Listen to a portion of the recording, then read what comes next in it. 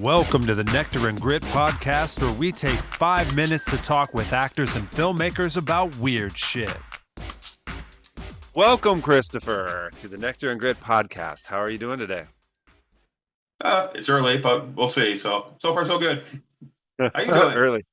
10 a.m. What time you normally get up? Not 10 a.m. Basically, whenever I roll out of bed, it's like I'm a night owl.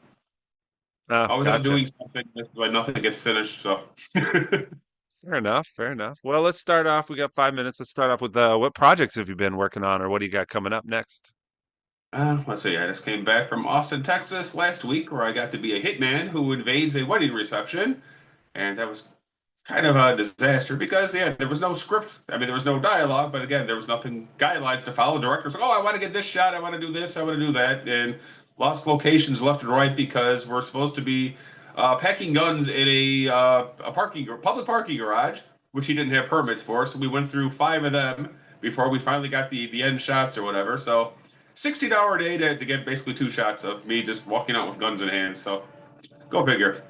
Uh, Upcoming Fashion Killers with Jared Hussey and stuff that starts in 2 weeks, 3 weeks, something like that. So that's going to be an ongoing thing. I'm basically working crew. And also returning is my despicable character, Carl Jr., who was killed off in the opening minutes of Grinners, the first movie. So why I'm back, I have no idea. That's Jared's call, but I'm doing that again, so that's always fun. Hell's Half Faker, which is my big feature thing. That's the historical story of the Bloody Benders, who was like the first family of American serial killers. And they kind of ran like an Airbnb thing, like in the Kansas in the 1870s. And basically, you checked in and you didn't check out. But that's here, there, and everywhere right now because Kansas and West Virginia and Arizona, where they're going to shoot at a old West authentic looking town thing, dress up and play cowboys. But I don't get to do those scenes, so that kind of sucks.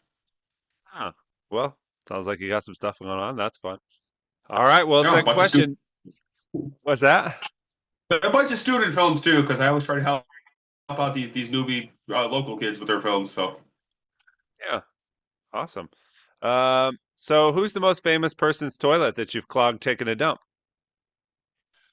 that would probably have to be Linnea Quigley. It was on the set of what was it, Spring Break Massacre, because it basically her boyfriend at the time I guess owned the place, so we were all staying there, and she was up early baking pancakes for everybody, and basically, hey, that's on her, I guess. But hey, no harm, no foul. I mean, it all worked out in the end, literally.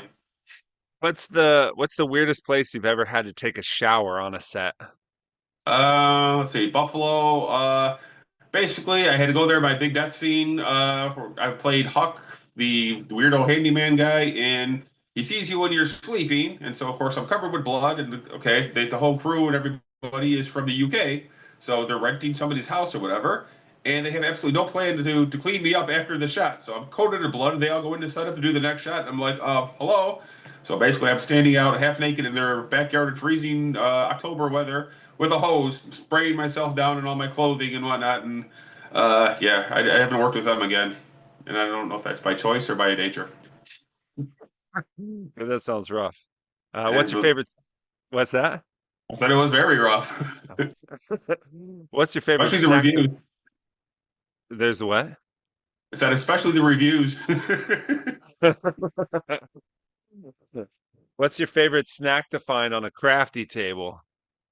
Oh, it's got to easily be Cheetos. You can always tell when I've been on set because I always come home with orange fingers. So basically, if I disappear for a week and an old lady of mine says, "Hey, where have you been all week?" Oh, I've been working on a movie. So show me your fingers, and if they're not orange, she'll know I was lying. So that's my dead giveaway that I'm actually working. Orange finger. Uh, gotcha. Um, all right. And what's a role that for a project that you maybe auditioned for or something in the past that you regret turning down? Uh, Basically, I don't really audition for things I don't want. So anything I got, it's something I wanted in the first place. The other one Have you I feel ever? bad that I ended up having to basically cancel on pretty much like a couple hours before. I was going to play Santa Claus, and it was a student film. And again, I mentioned that I always try to help out student filmmakers as much as possible. So I'm always willing to give up my time for that, especially if it's not really paying. But they didn't tell me until like the last minute that, yeah, we're filming in the very, very far south suburbs and out in Indiana. And it's like, well, I thought we were doing this in Chicago. So basically, I had to pull out at the last minute, and I felt horrible about that. And hoping they got somebody in because I haven't heard from them since, and I don't blame them. But that kind of sucked.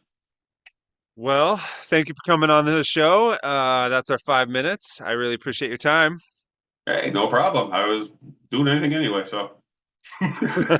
Except sleeping. Well, yeah, there's always time for that. It just doesn't happen. So, Right. Well, it was great chatting. Thank you.